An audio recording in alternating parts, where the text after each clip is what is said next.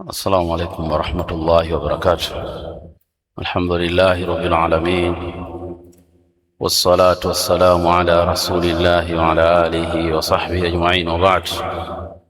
نشكر الله سبحانه وتعالى أولا نتمشى kuwa ni miongoni mwa Waislamu kwa neema katika waja wake wengi kama sisi tunamwamini yeye Allah tabaraka wa taala aliyetukuka na aliyekuwa mtukufu, na vile vile tunamwabudia yeye peke yake pasi na kumshirikisha na chochote, na hivyo hivyo kuwa ni atba'u nabiyina Muhammad sallallahu alayhi wasallam, ni wafuasi wa mtume sallallahu alayhi wasallam.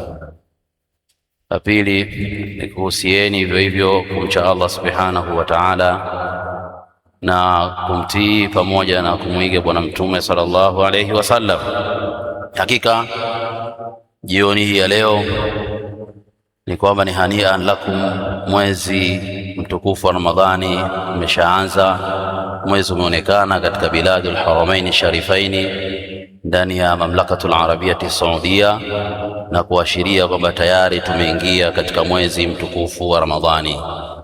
Kwa maana kesho siku ya Jumatano tarehe 18 Februari mwaka huu wa 2026 ni mwezi mosi, kwa mwezi mosi ya Ramadhani 1447 hijiria. Kwa hiyo basi tumshukuru Allah subhanahu wa ta'ala na kuwapongeza kwa kufikiwa na mwezi mtukufu wa Ramadhani.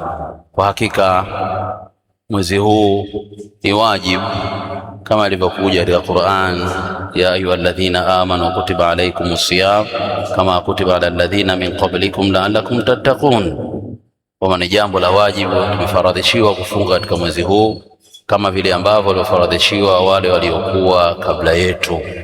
Hapo muda ndio huu na mwezi ndio huu katika mwaka huu wa 1447 hijiria.